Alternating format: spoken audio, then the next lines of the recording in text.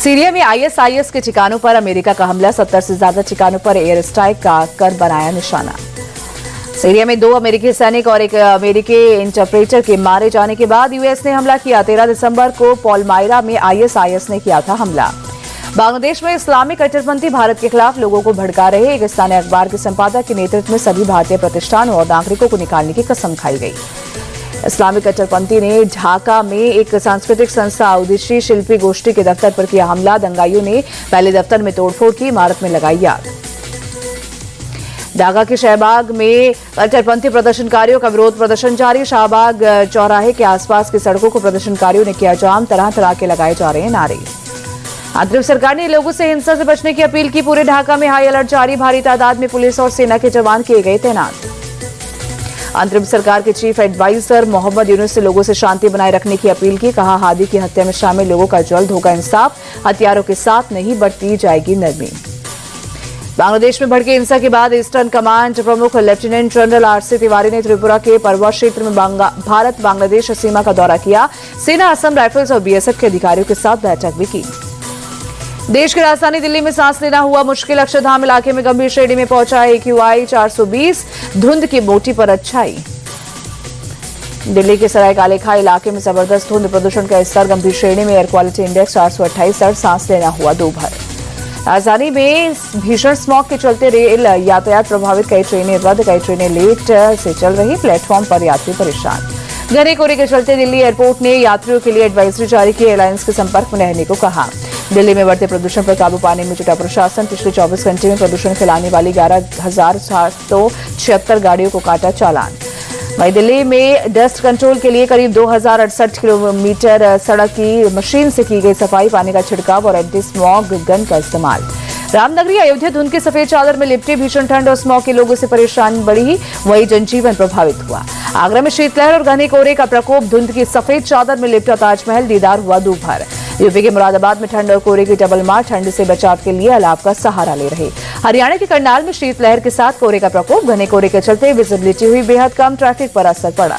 देहरादून में शीतलहर के साथ कोहरे का कहर। धुंध की मोटी परत से विजिबिलिटी हुई बेहद कम। ट्रैफिक प्रभावित। कश्मीर घाटी में मौसम की डबल मार। कड़ाके की ठंड और घने कोहरे का भीषण प्रकोप। धुंध की सफेद चादर में लिपटा श्रीनगर। जनजीवन प्रभावित। नेशनल हेराल्ड मामले में ईडी ने किया दिल्ली हाईकोर्ट का रुख। राउत एवेन्यू कोर्ट के चार्जशीट पर संज्ञान लेने से इनकार को हाईकोर्ट में दी चुनौती।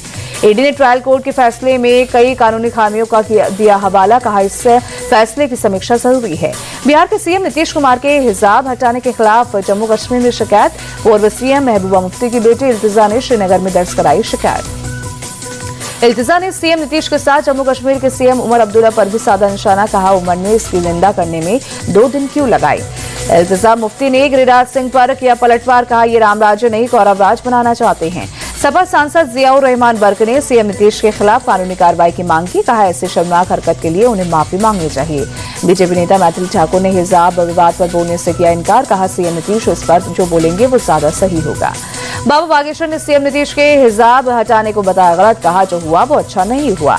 गुजरात में एसआईआर के आंकड़े जारी। वोटर लिस्ट से हटाए गए 73 लाख से ज्यादा वोटर्स। एसआईआर ड्राफ्ट के मुताबिक गुजरात में 4 करोड़ से ज्यादा मतदाता। चुनाव आयोग ने तमिलनाडु में भी एसआईआर के आंकड़े जारी किए। 97 लाख वोटर्स के मतदाता सूची से हटाए गए नाम। मुर्शिदाबाद में बाबरी पर नमाज को लेकर बोले हुमायूं कबीर, ये हमारे समुदाय के इंतजार का नतीजा। सीएम ममता को बताया मुस्लिम विरोधी। बाबा बागेश्वर में मुर्शिदाबाद में बाबरी मस्जिद बनाने पर किया हमला। कहा, बाबरी मस्जिद बनेगी तो 1992 को दोहराया जाएगा। बिहार के समस्तीपुर में अतिक्रमण के खिलाफ एक्शन। सरकारी भूमि पर किया अतिक्रमण पर चला निगम का बुलडोजर। यूपी के कन्नौज में प्रेमिका की हत्या का आरोपी एसमुद्दीन गिरफ्तार। छिबरामऊ के कैरदार रोड पर हुई मुठभेड़ में एसमुद्दीन के पैर में लगी गोली। एसमुद्दीन ने 2 दिन पहले अपनी पत्नी और कुछ साथियों के साथ मिलकर प्रेमिका मुस्कान की हत्या की। मर्डर के बाद मुस्कान के शव को जलाया। मथुरा में लड़की को किडनैप करने वाले 2 बदमाशों से पुलिस की मुठभेड़। जवाबी कार्रवाई में दोनों के पैर में लगी गोली। बंदायूं में सराफा बाज व्यापारी से लूटपाट। 3 हथियारबंद बदमाश तमंचे की नोक पर दुकान से नकदी और सोना चांदी लूटकर भागे। ग्रामीणों ने बदमाशों का पीछा कर दबोचा। मारपीट कर पुलिस के हवाले किया। मौके पर पुलिस की देरी से पहुंचने पर ग्रामीणों ने जताई नाराजगी। एमपी के ग्वालियर में गिट्टी से भरा डंपर 90 वर्षीय बुजुर्ग पर गिरा। मौके पर मौत। घर के बाहर धूप सेकते समय हुआ हादसा। घटना सीसीटीवी में कैद हुई। डंपर पानी की पाइपलाइन के लिए खोदी गई मिट्टी में धंसकर पलटा। हादसे के बाद चालक मौके से फरार। डंपर जब्त कर जांच में जुटी पुलिस। मुंबई के संवेदनशील इलाके में जवानों की मॉक ड्रिल, आतंकवादी खतरों से निपटने की हुई तैयारी। रत्नागिरी में भी रिहायशी इलाके में दिखा तेंदुआ, मचा हड़कंप, इलाके में दहशत फैली, सीसीटीवी में घर के परिसर में घुसता दिखा तेंदुआ। ताइवान की राजधानी ताइपे की एक रेलवे स्टेशन पर स्मोक ग्रेनेड और चाकू से हमलावर सहित कम से कम 4 लोगों की मौत, करीब 9 लोग हुए घायल। पूरी वारदात कैमरे में कैद हुई। पुलिस के मुताबिक हमलावर युवक की स्टोर से गिरने से हुई मौत। 27 साल के हमलावर का नाम चांगवेन बताया जा रहा है। अभी तक हमले की वजह साफ नहीं। भारत ने साउथ अफ्रीका के खिलाफ बरकरार रखा जीत का सिलसिला, लगातार 8वीं T20 सीरीज पर कब्जा जमाया।